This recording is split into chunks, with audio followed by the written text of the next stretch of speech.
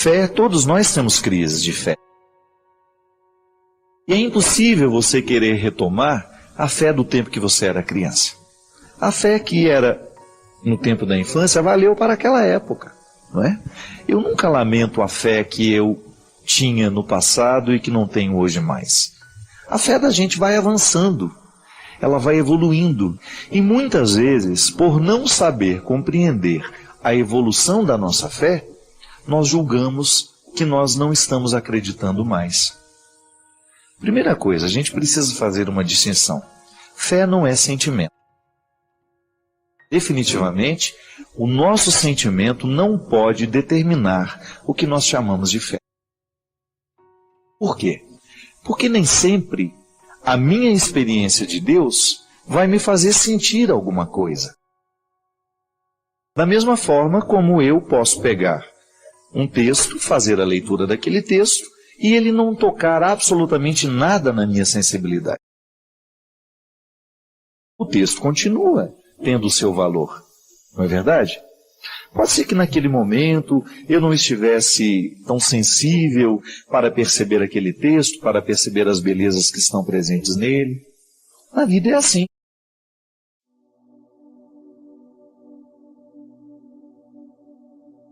Você já observou?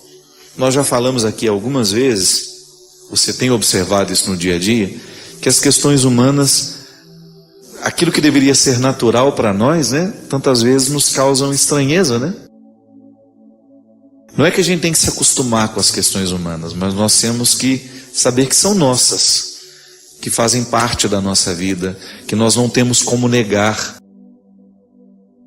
Aquilo que é mais, que é o elementar, né, da nossa vida. O livro Quem Me Roubou de Mim, ele fala justamente da possibilidade de nós colocarmos nos cativeiros, por causa do nosso amor, as pessoas. É muito natural nos dias de hoje a gente roubar e ser roubados.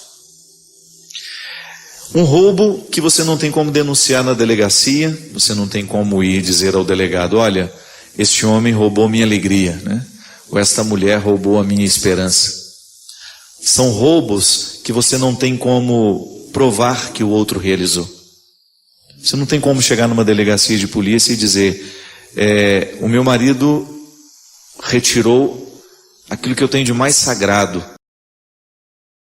aquilo que eu tinha de mais sagrado, que era a minha capacidade de acreditar em mim.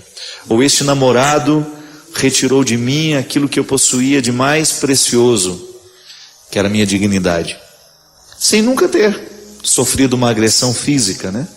São agressões, são as violências veladas. E essa estranheza do que é humano tem sido um roubo que o mundo está fazendo de nós, porque não são só as pessoas que nos roubam, as mentalidades que prevalecem, né? Os programas que nós assistimos, os livros que lemos, modificam quem a gente é, modificam para melhor e modificam também para pior. Qual foi a grande mudança que a Revolução Industrial trouxe para a sociedade? Foi a maneira, ela modificou a maneira de produzir os produtos que fazem parte da nossa vida, né? A Revolução Industrial, ela retirou aquela maneira artesanal de se produzir as coisas. A partir da Revolução nós tivemos a produção em série. Então você tinha uma máquina que substituiu a pessoa humana e aquela máquina fazia 1000 livros ao mesmo tempo, um exemplo, né? 1000 livros a cada 10 minutos. Essa produção em série, ela acabou repercutindo no nosso jeito de viver. Ela modificou também o nosso jeito de interpretar os nossos relacionamentos. Por quê? Pode parecer uma bobagem, né? A vida artesanal, ela acaba tendo uma influência na nossa maneira de pensar. Se você pega, por exemplo, uma pessoa que mora na zona rural, que tem de fazer, que no dia a dia tem todo um contexto artesanal. É ela mesma que planta verdura, é ela mesma que rega, é ela mesma que colhe, que prepara. A família está toda envolvida dentro de um contexto artesanal. É claro que ela tem uma maneira específica de pensar, uma maneira muito própria de pensar a vida, que passa pela vida artesanal que ela que ela vive, pelo trabalho. E nós muitas vezes, minha gente, estamos tão mergulhados num contexto de pressa, de urgências, que a gente acabou produzindo também o nosso amor em série. A gente perdeu a capacidade de cultivar artesanalmente os nossos relacionamentos. A gente tem hoje uma necessidade, como no passado, de amar e ser amado, mas o contexto social em que nós estamos inseridos nos priva, muitas vezes, de fazer com que os vínculos sejam construídos. Então, por isso nós estamos ficando estranhos a nós mesmos, porque nós estamos negados em questões elementares, fundamentais, que jamais poderiam ser negadas. Uma delas é, por exemplo, o tempo para você refletir quem você é, as escolhas que você está fazendo, o mundo que você está vivendo, né? O que você está fazendo da sua vida. Muitas vezes as pessoas trabalham tanto, entram dentro de um ritmo de trabalho tão assustador, e não é só trabalho, de atividades, né? Ela sai, ela se desloca e com aquela pressa, ela está vendo e-mail, ela está no Twitter, ela está no Facebook, ela tem urgência de se comunicar, aquilo que poderia ser muito bem resolvido amanhã, ela tem urgência de resolver hoje. Ela vai perdendo tempo para aquilo que é o artesanal. Ela vai ficando impossibilitada de lidar com ela mesma. E depois, na primeira dificuldade que tem, ela vai dizer que está em depressão, porque ela não sabe mais ser triste. Isso tem sido uma característica dos dias de hoje. Nós estamos achando que tristeza não pode fazer parte da vida, que nós temos que estar felizes o tempo todo, que nós temos que estar alegrinhos o tempo todo. Isso é mentira, isso é uma falácia dos dias de hoje. Eu tenho sim o direito de estar triste, eu sim tenho o direito de estar decepcionado, e eu tenho o direito de alimentar essa tristeza e essa decepção de maneira que seja um tempo saudável para que depois eu saia daquilo realmente curado. Hoje uma pessoa, se ela passa 2 noites sem dormir, ela já começa a tomar um remédio para dormir, ao invés de ir investigar o motivo de não estar dormindo, não é verdade? São as soluções fáceis nos dias de hoje. Nós não estamos mais dispostos a lidar com o que é humano. Então, uma mãe perdeu o filho, ela está vivendo o pior momento da vida. Ela está passando pelo desgaste emocional, físico, de ter de sepultar um filho. Se a gente não souber lidar com essa mãe, é provável que a gente retire dela o direito de viver este luto e de resolver esse luto. É provável que a nossa solução mais prática seja: nossa, nós não queremos ver essa mulher sofrendo, então vamos entorpecê-la com remédios. Gente, é impressionante como hoje nós estamos indispostos a ouvir o choro do outro, ou dizer uma verdade ao outro, como nós calamos facilmente o nosso choro, ainda que ele não tenha cumprido o seu papel. Como nós estamos indispostos à tristeza do outro, nós queremos logo alegrá-la, nós queremos logo que ela saia daquele momento. Gente, nós estamos ficando estranhos a nós mesmos. Nós estamos desaprendendo de lidar de maneira sábia com aquilo que é humano. A tristeza, a morte, o sofrimento, essa eterna busca pela juventude que não vai ter fim nunca, né? Porque nós estamos sofrendo disso, de juventude crônica. É impressionante como às vezes você encontra uma pessoa de 70 anos querendo viver como se tivesse 30. Querendo ter a aparência de uma pessoa de 30. Eu não estou dizendo, você sabe, eu não sou hipócrita. Que nós temos que envelhecer bem, temos, né? Temos que fazer uma atividade física para a gente envelhecer com bastante massa muscular, porque isso vai fazer diferença nas suas dores do futuro. Nós perdemos muita massa muscular à medida que nós vamos envelhecendo, mas o corpo é grato. Se você treina, se você faz um esforço, se você faz uma atividade, essa musculatura ela vai ficar, enquanto você viver, você vai conseguir manter uma boa massa muscular para você envelhecer com qualidade. O problema é quando nós não administramos bem os limites que são naturais da idade. Tudo bem, aos 50 eu não vou poder fazer as mesmas coisas que eu fazia aos 30. E eu tenho que encarar esse processo de perda como algo natural.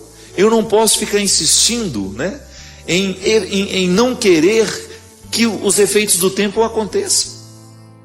Os efeitos do tempo estão aí.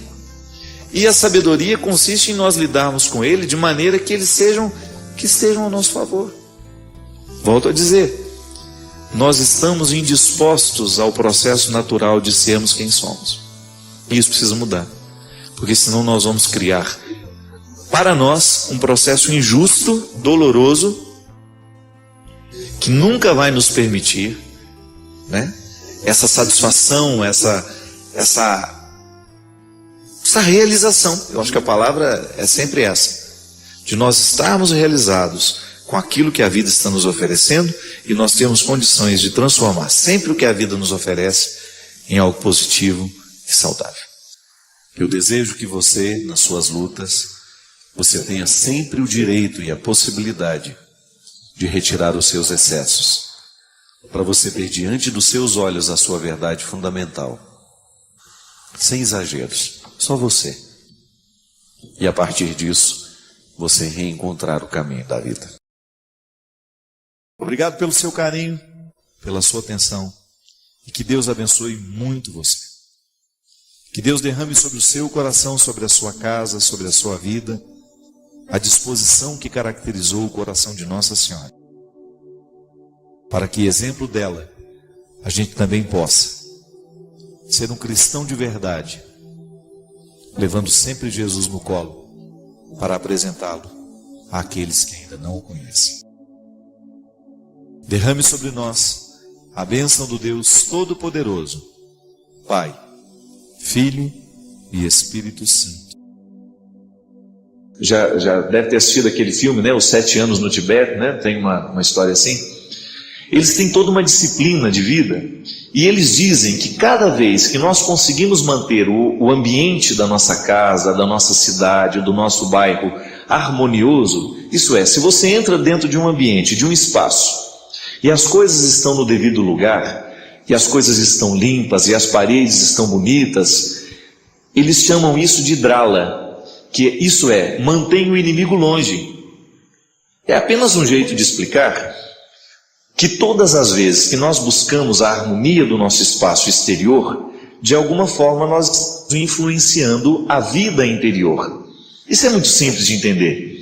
Quando você entra numa casa que está muito bagunçada, você se sente bem? Geralmente não. Quando você vai, aquela história, né? Todo mundo jantou e estava todo mundo muito cansado, aquela louça ficou toda na cozinha, no outro dia você levanta de manhã, na hora que você entra, aquilo tem um aspecto de inferno, né? Aquele monte de louça, aquela coxa de galinha jogada no canto do prato, aquilo ali te dá um mal-estar, é natural.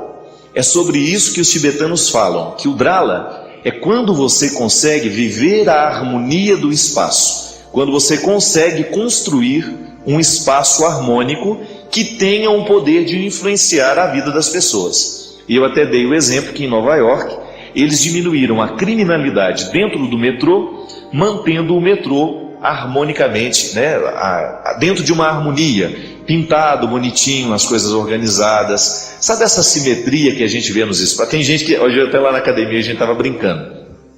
Eu tenho toque em algumas coisas. Por exemplo, se eu entro dentro do meu quarto e a minha toalha está bagunçada, meio torta, assim, naquele negócio que você, no porta-toalha, parece que eu fico assim também.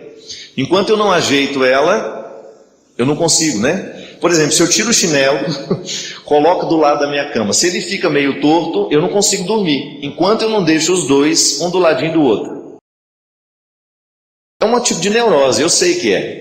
Mas eu tenho, vou fazer o quê? Antes essa do que outras piores, não é verdade? Então o que eu procuro fazer? Eu busco manter o meu espaço organizado para que eu me sinta bem dentro do espaço. Eu tenho certeza que neste momento um monte de gente que está assistindo o programa, eu sou assim também.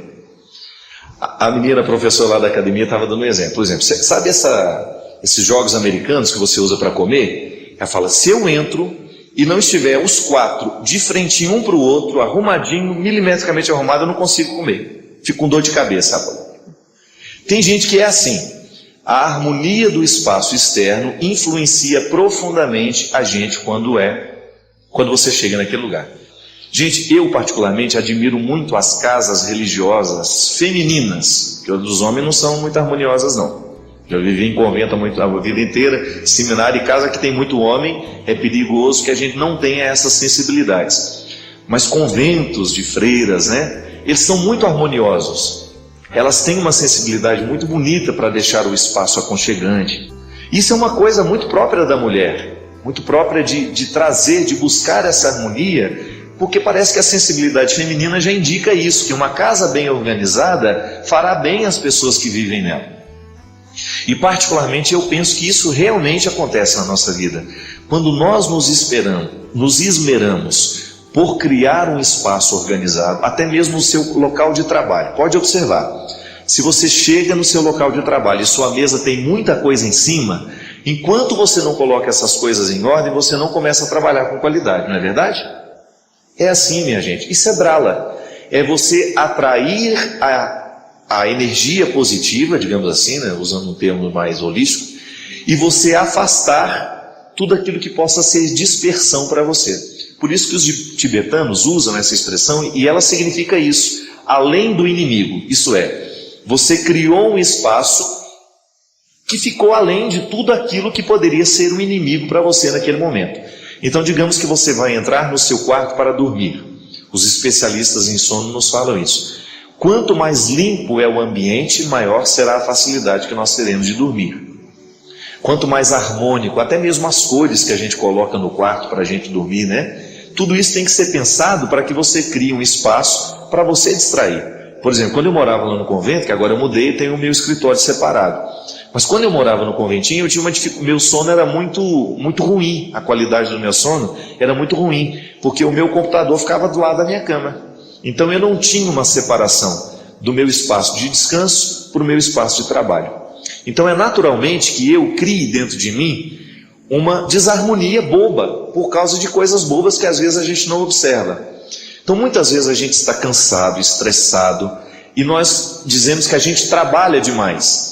Pode ser que a gente até esteja trabalhando demais, mas pode ser que o nosso espaço de trabalho esteja desorganizado demais. Sou desorganizado demais para entender, né? E às vezes a gente está tão desorganizado que a gente não entende a razão da desordem. E é interessante que muitas vezes nós diminuímos o nosso nível de estresse com o simples fato, gesto de você colocar as coisas em ordem. São coisas simples demais, minha gente, que às vezes nós não botamos atenção. Digamos que você vai perder 5 minutos quando você chega no seu escritório para você arrumar o seu ambiente. Perca esses 5 minutos e deixa o seu ambiente o mais harmonioso possível para que você sinta-se bem dentro dele. Isso é uma regra, meu amigo, você que perguntou, que vale para nós atrairmos esse drala. Para nós criarmos um ambiente que seja favorável para o nosso trabalho, para o nosso descanso, para a nossa refeição. A gente, como família, a gente perdeu muito essa coisa de sentar-se junto na mesa, né? Mas veja bem, eu chamo isso até de resgate dos gestos poéticos. Vou publicar um livro agora pela Canção Nova, que vai sair, se Deus quiser, até o final do ano, que tem um determinado momento do livro que eu falo disso. Nós precisamos resgatar os nossos gestos poéticos. Um jantar, ele pode ser muito bem o momento que nós matamos a fome. Serve-se a comida, todo mundo come e vai embora saciado, não é verdade? Agora, o que é resgatar o gesto poético do jantar? É você sentar-se à mesa, você jogar uma conversa antes de começar a comer, você tomar um bom vinho, não é verdade? Se não seja um bom vinho, vinho chapinha, desde que ele seja tomado com alegria, não tem problema não. Aqueles garrafão de 5 litros que custa R$2. O importante é a companhia. Toma-se aquele vinho, conversa um pouquinho, olha um para o outro, porque fome não é só saciar a fome de pão. Nós temos fome de companhia, nós temos fome de beleza, nós temos fome de amizade, nós temos fome de paternidade, de maternidade. E é nesse momento que nós resgatamos os gestos poéticos. Nós não nos sentamos à mesa apenas para comer, nós nos sentamos também para nos alimentar um do outro. Isso é muito bonito. Como família, como é que nós podemos atrair o drala e mandar o inimigo para longe? Quando a gente resgata essa possibilidade da gente se sentar juntos, da gente conversar ao longo da refeição. Essa refeição não precisa ser muito rápida. A gente pode ser que seja apenas uma do dia. Ou nós vamos escolher o café da manhã, ou é o almoço, ou é o jantar. Mas nós vamos criar este ambiente de drala. Nós vamos harmonizar, sentar todo mundo bonitinho, com prato, com talher, enfim. Pode ser simples, pode ser pobre, não tem problema. A gente é que não pode ser pobre. A gente pode até não ter dinheiro, mas pobre a gente não pode ser não. Porque pobreza é defeito, né? É aquela pobreza de espírito, de você não saber valorizar a sua vida. Eu achava tão bonitinho lá na minha casa, quando nós éramos crianças, nós comíamos naqueles pratos esmaltados, lembra daquilo? Eram os pratinhos brancos com as manchinhas, a gente até sabia qual era o da gente, e ai de aquele que pegasse. Tinha umas manchinhas no prato esmaltado, cada um conhecia a manchinha que era do seu, e a gente sentava ali com aquela simplicidade toda, ao redor daquele fogão de lenha, a minha mãe fazendo a comida para a gente ali, uma comida que levava tempo para ser feita, porque fogão de lenha demora, né? Tudo isso estava carregado de gesto poético e de drala, porque na verdade a harmonia daquele instante tinha repercussões na minha vida, na vida dos meus irmãos, na vida dos meus pais. Cada vez que a gente vive bem a vida em família, cada vez que nós sabemos apreciar esses momentos em que nós estamos juntos, nós estamos alimentando não é só a fome de pão, nós estamos criando dentro de nós um ambiente favorável para a conversa, para a partilha, para você escutar o que o outro quer dizer, mas não tem coragem.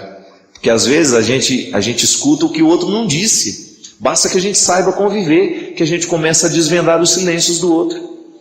E tudo isso, minha gente, é um jeito que nós temos de buscar essa experiência positiva que os tibetanos chamam de drala para a nossa vida. Nós precisamos aprender com as diversas culturas. E às vezes o nosso jantar, o nosso almoço, o nosso café da manhã, ele é apenas o cumprimento de uma obrigação. A gente não fez com prazer e a gente não descobriu um pouquinho mais do que ele poderia. Obrigado pela sua companhia.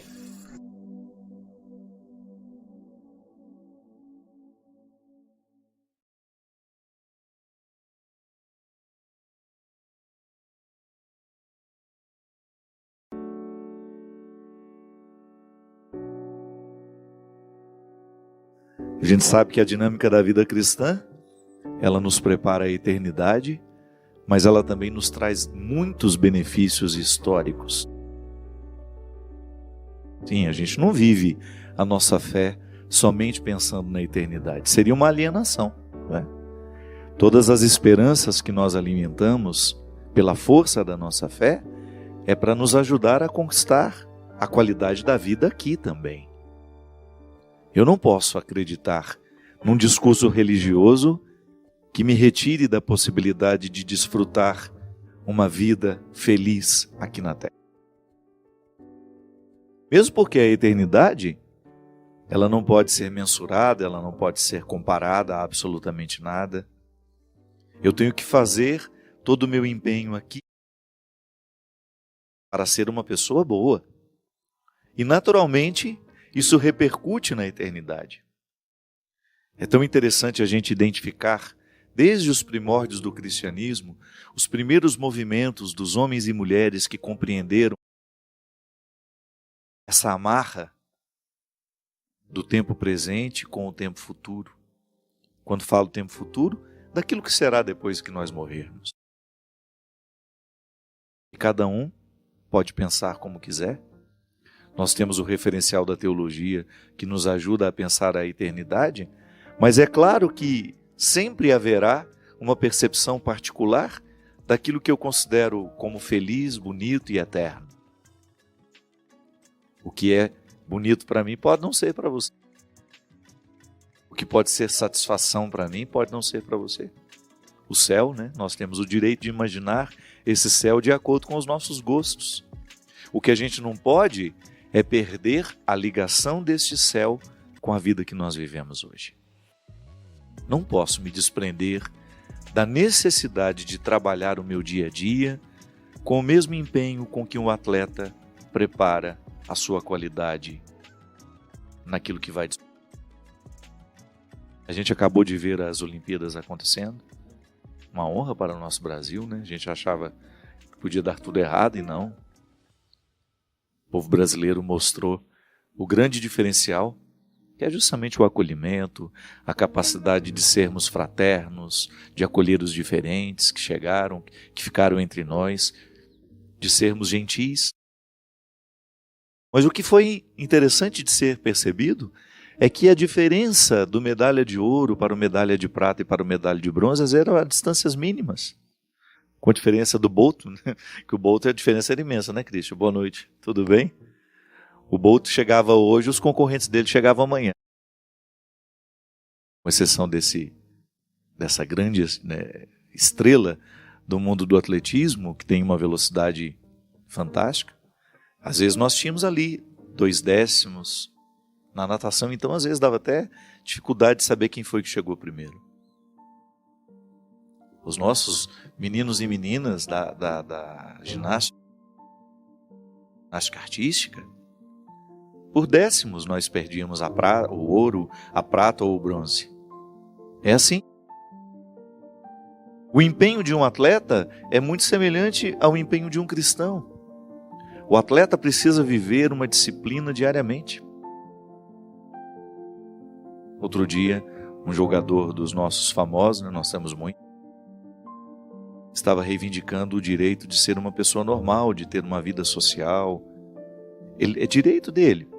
Só que ele não pode se esquecer que ele é a estrela que é, porque ele se preserva de ter uma vida igual aos outros. A partir do momento que eu quero viver a minha vida igual aos outros, eu estou abrindo mão da diferença que eu posso ter, da excelência que eu posso chegar, se eu tiver uma disciplina diferente dos outros. Vamos falar logo o nome dele, o Neymar, né? Neymar, que é esse grande atleta.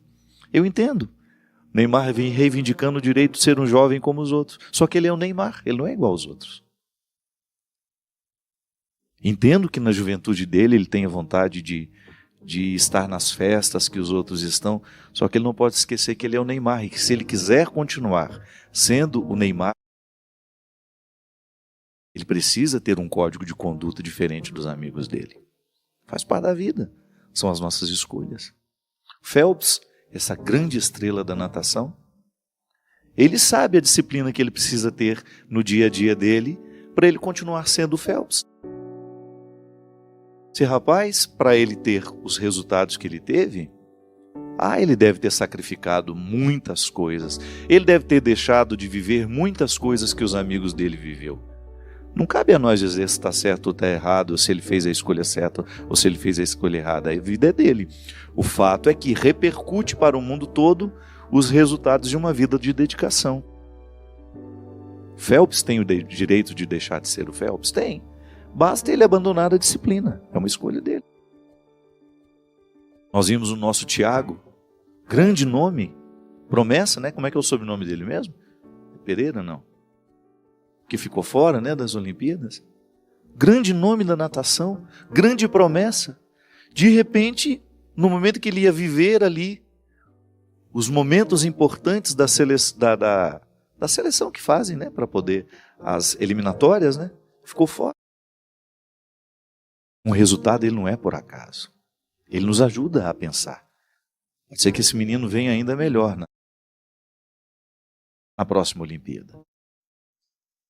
É a oportunidade que a gente tem de pensar, olha, se eu quero esse resultado, eu preciso estabelecer uma rotina que me proporcione ter aquele resultado. Digamos que eu tenha o potencial para ser um grande atleta, para disputar uma Olimpíada. Se eu não vivo a disciplina que vai trazer para fora o grande atleta que eu posso ser, eu não chego a ser o grande. Nós temos uma revolução muito interessante dentro do cristianismo, por volta do ano 300, depois de Cristo, claro, né? Porque estamos falando de uma revolução cristã, que são os monges que fizeram a opção de ir para o deserto. Temos nestes monges um grande nome que é Santo Antão, praticamente o pai da vida monástica.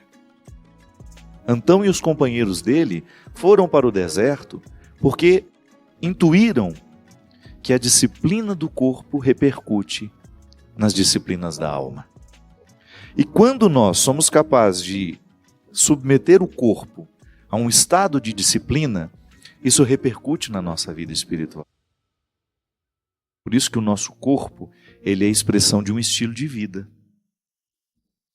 Pode observar. No corpo de uma pessoa, você pode observar o estilo de vida que ela escolheu viver. Sei que às vezes nós não temos o tempo suficiente para o nosso cuidado. Eu sei que às vezes nós trabalhamos demais, nós não temos meia hora para dedicar a uma atividade física, mas isso não deveria ser para nós uma rotina. Sabe por quê? Nós negligenciamos aquilo que é fundamental. É como se nós disséssemos, olha, nós queremos ter uma casa, mas nós não queremos fazer o alicerce. Como é que eu posso querer viver com qualidade se eu não dou ao meu corpo a meia hora de cuidados que ele precisa para ele jogar fora as toxinas que ele mesmo produz, que eu produzo quando dou o alimento para ele? Se eu não dou um jeito de ter uma disciplina, de desligar os meus aparelhos para ir dormir um pouco mais cedo, para aproveitar um pouco mais a noite de sono, tudo isso vai acumulando em mim. Um menino desse, você acha que um Phelps pode se dar o direito de, numa semana antes das Olimpíadas, ir para uma festa e dormir tarde? Não. Isso repercute. Até na nossa atenção, na nossa capacidade de concentração, uma noite mal dormida repercute. Imagina numa pessoa que precisa dos recursos máximos do seu corpo, da sua concentração. Se eu preciso fazer uma prova importante no outro dia, muito mais interessante que ficar estudando até tarde é eu dormir mais cedo para estar inteiro no outro dia. Antão descobriu isso. Que indo para o deserto e submetendo o corpo às disciplinas. O que é a disciplina de Antão? Jejum. Conversando com o Dr. Vitor Sorrentino, que é um médico que me acompanha há muito tempo. Na verdade, eu tenho alguns médicos que me ajudam na minha vida, né? Eu tenho o Dr. Paulo Ragazzi lá em Petrópolis, que é uma pessoa maravilhosa, que já está me acompanhando há um tempo também.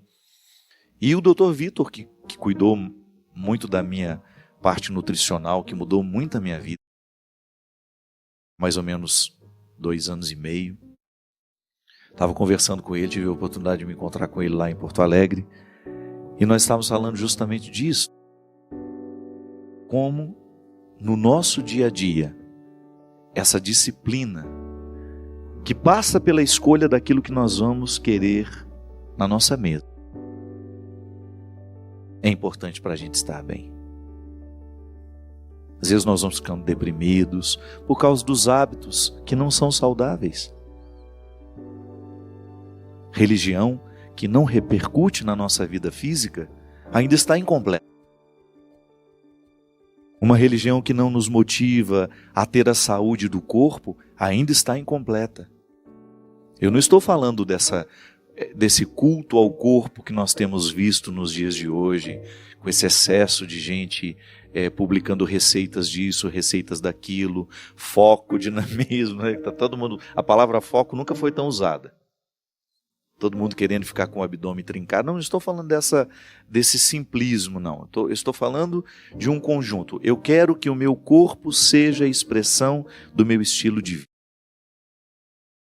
Se eu tenho excesso de peso, que está sendo fruto da minha negligência com a minha saúde, ou com a minha falta de disciplina quando eu estou diante dos alimentos, eu preciso, por uma responsabilidade, ter coragem de dizer isso a mim mesmo. Padre Fábio, não está correto você comer tão mal. Não está correto em você fazer escolha por alimentos que não te nutrem. O dia mesmo, né? Eu com a Mônica é uma grande nutricionista, né? A Mônica é minha assessora principal. Outro dia ela falando para mim, come esse bolinho, não sei o que. E todo dia de manhã ela estava me oferecendo um bolinho bom. Eu falei para ela assim, Mônica, eu tenho uma consciência, eu posso estar errado, não sei, é a que eu tenho aplicado para mim nos últimos anos. Eu tenho consciência que quando eu me sento à mesa, a minha primeira preocupação não é comer, é me nutrir. Eu preciso ter saúde para viver a vida que eu vivo. Eu acabei de sair de 12 shows em 12 dias. Eu preciso ter paciência, eu preciso estar feliz, eu preciso ter disposição para cantar 2 horas em todos os lugares, no outro dia sair muito cedo, viajar. Então eu tenho que cuidar da minha saúde. Então eu tenho consciência que quando eu me sento à mesa, não é só para comer, porque às vezes comer pode estar muito associado ao prazer.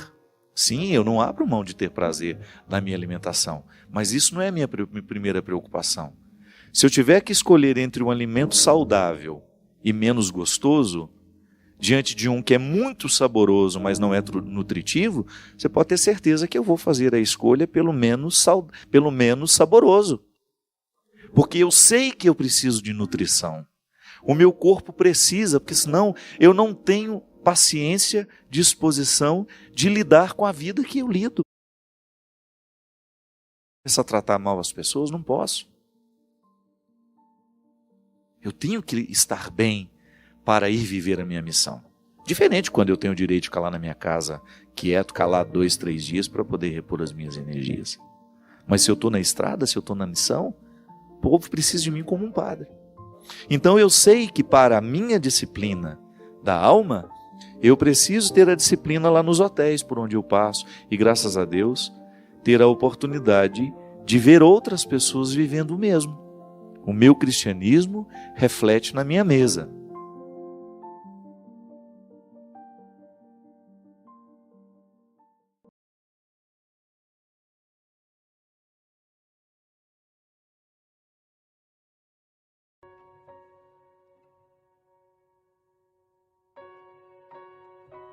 Você parou para pensar nisso?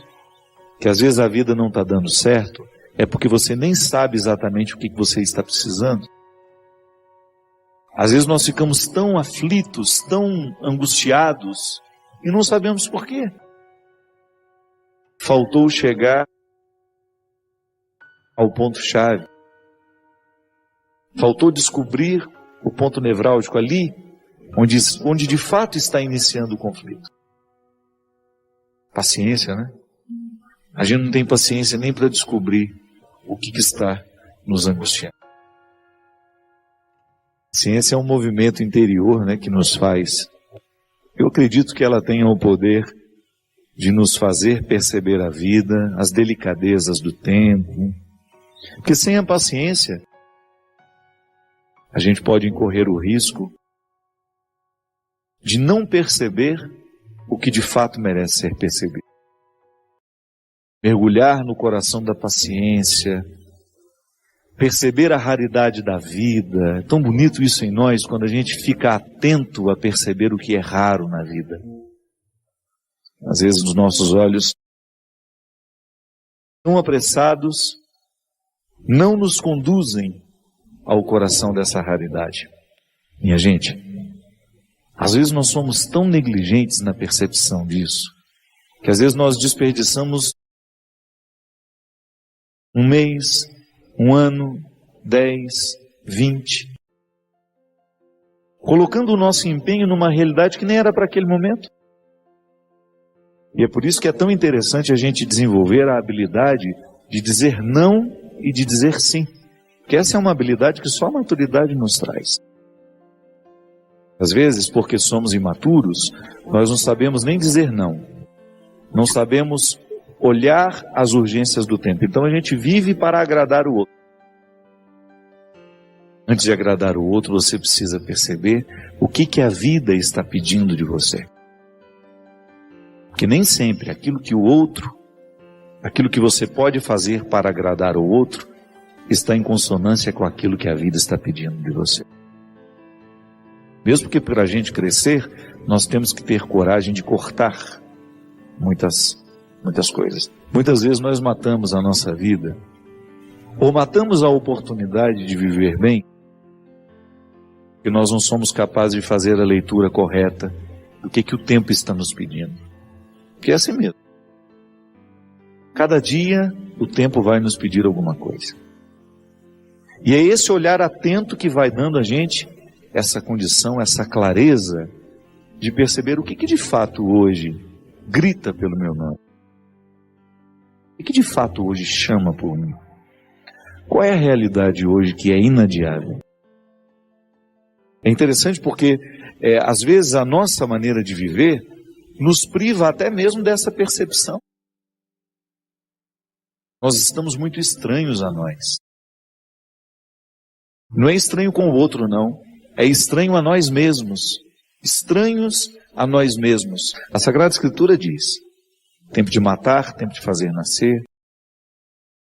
Tudo depende da percepção aguçada que nós precisamos ter para olhar o momento presente e descobrir o que de fato merece o nosso empenho. Quantas vezes eu na minha vida me empenhei no lugar errado, na questão errada. E depois não tem como ser feliz. Não tem como eu descobrir um contentamento sabendo que o meu empenho não foi onde deveria ter me empenhado. Não há possibilidade de eu me sentir realizado, de sentir-me bem com as minhas escolhas. Porque o que vai fazer com que eu me sinta bem é olhar para o contexto das minhas escolhas e ficar confortável com aquilo que foi escolhido. Há momentos que a própria vida te mostra a necessidade de chorar, de julgar para fora os seus excessos, de não ter medo da tristeza, de permitir que essa tristeza cave dentro de nós as suas riquezas e que nos ajude a encontrar a pedra preciosa que só o sofrimento poderia nos levar a conhecer. Depois vem o riso. O riso não nasce por acaso. O sorriso é o resultado da lágrima bem chorada. O sorriso é o resultado final de um processo de luta que nós estabelecemos, de observar dia a dia qual é o empenho que aquele dia me pede, o que hoje eu preciso fazer para ter o direito do sorriso amanhã. E é bom, você sabe por quê? Porque à medida que nós estamos passando o perrengue, sabendo que ele será construtivo, já nascem pequenos sorrisos ao longo desse processo. Quando a gente fala de um sorriso final, é apenas a metáfora de um processo bem feito, bem vivido, né? Que às vezes nós ficamos sem alma. O corpo precisa de alma. Sim, eu preciso de sustento para a minha vida. Eu preciso de significar a minha matéria. Eu preciso colocar alma em tudo aquilo que sou eu, até na casa onde eu moro. Eu sempre saio de casa, e agora eu fiquei 17 dias fora de casa, e a vida tem me ensinado que a casa não é um aglomerado de paredes. A casa é um sentimento que me ocorre. Não é só uma construção material, não. E como é que nós percebemos que a gente não se ama? Quando nós identificamos no nosso jeito de viver e de ser comportamentos que denunciam que nós não nos cuidamos mais na vida, que nós fizemos escolhas erradas e a gente não fez muito esforço para mudar. Que nós fomos dormir com os lixos todos os dias e que nós fizemos do nosso coração um terreno baldio onde todo o lixo do mundo foi depositado. Essa pequena parte, a pequena parte do mandamento é o desafio. É muito fácil você mexer na vida do outro. A coisa mais fácil que tem, às vezes quando a gente vai para algum encontro, né, você fica escutando o pregador falar: meu Deus, mas a comadre Geralda tinha que estar aqui, gente. Mas é tudo que a comadre Geralda precisava ouvir, gente. Não é? Ainda bate não, tá vendo? Poxa, você que tá falando. Aí vem a comadre Geralda, Benedita, né? Todo mundo. Não, eu não quero saber do que seu vizinho precisa da minha palavra, não. E nem você que está em casa, viu? Ligando para sua comadre para ela assistir. Padre Fábio está falando tudo que você precisa ouvir. Não. Eu não estou nem um pouquinho preocupado com aquilo que você... Do outro, não. Eu não quero saber o quanto que você reza, eu não quero saber o quanto você vai à missa, isso não me importa hoje. O amor a Deus nós vamos falar em outro momento. Primeira noite desse acampamento não é nem para a primeira, nem para a segunda questão. É o do meiozinho. É o que pode passar desapercebido. Porque às vezes nós achamos que o mandamento, ele será bem cumprido se a gente amar a Deus e ao outro. Eu sei. Porque a qualidade desses dois amores depende desse tanto que você se cultiva. Ah não, padre, me deixa sossegado. Estou aqui fazendo a minha caridade. Faça a caridade por você primeiro. O primeiro a necessitado de caridade nessa vida é você, sou eu. É o momento em que a gente olha para a gente mesmo. É o momento em que a gente se recolhe, é o momento em que a gente se cuida, é o momento em que a gente se ama, porque é ali que Deus está agindo, na capacidade que Ele tem de lhe reerguer, de lhe fazer acontecer. E aí, o seu próximo será beneficiado com um ser humano que está sendo trabalhado aos poucos, pela força do amor que Deus manifesta em você. E a família toda agradece depois que você se ama. Toda. E os seus amigos vão agradecer porque você se ama. E os seus vizinhos vão agradecer porque você se ama. E o céu estará em festa porque você se ama. Porque onde existir um ser humano realizado, nele Deus estará revelado. Olhe para um ser humano feliz e você pode dizer: Ele está no meio de nós. Através dessa criatura aqui. Quantas vezes, minha gente? Quantas vezes você experimentou no seu coração a desolação? E você não foi capaz de amar ninguém. É impressionante o quanto que, quando o desamor, esse desamor que nos destrói, o quanto que ele nos incapacita para olhar com inteligência para Deus e para as pessoas, não é verdade? O quanto que o seu desprezo por você mesmo lhe torna uma pessoa ateia. O quanto que o seu desprezo por você mesmo lhe torna intragável com o outro. Vá conviver com uma pessoa que não se gosta para você ver o que é. Vá conviver com uma pessoa que se despreza o tempo todo para você ver como é. Vá conviver. Aí você fala: eu já estou convivendo, padre. Não age. Nós precisamos nos converter para isso.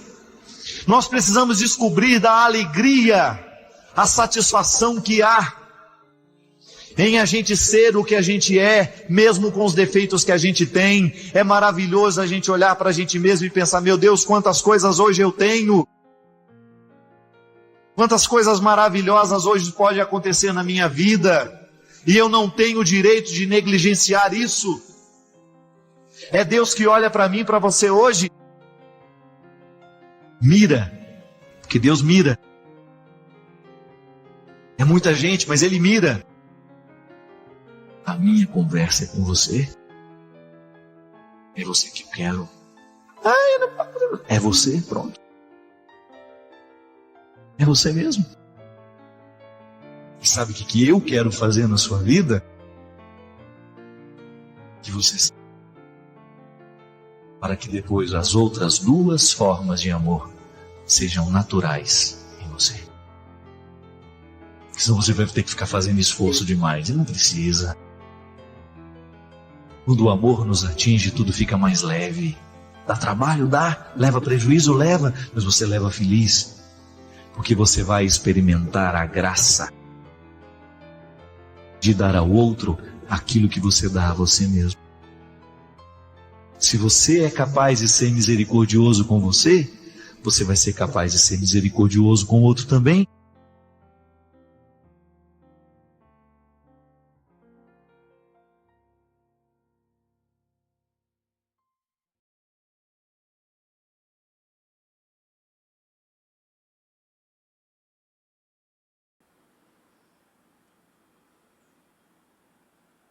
Cada vídeo desses é uma construção. E quem chega até o fim é quem ajuda a sustentar essa obra. Se esse conteúdo fez sentido, comente aí, deixe o seu compartilhamento, se inscreva, deixe o like, claro. E além disso, dá uma olhadinha nos links da descrição. Também tem outros caminhos que você pode dar uma olhada. Valeu, um grande abraço e até o próximo vídeo. Tchau, tchau.